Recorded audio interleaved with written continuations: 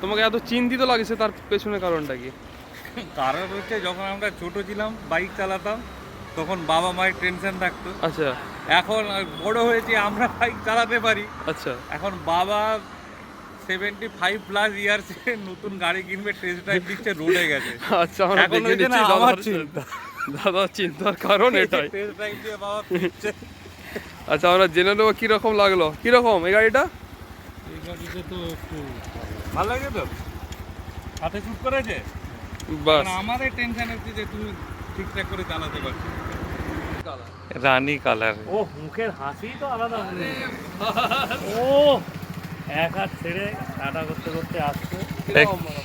দেখি কিরকম ভালো লাগছে? তাহলে এইটাই তো এইটাই ফাইনাল। ফাইনাল। ও দেখি একটা ছবিটা দেখি কিরকম ছবিটা। বুঝলে? চালিয়ে গিয়ারে অসুবিধা হয়নি তো? পিছনে গিয়ার সবই কিন্তু পিছনে গিয়ার। এই 2-4 দিনের বন্ধ হয়ে যাচ্ছে। ওটা মনে থাকছে তো যে গিয়ারটা পিছনে?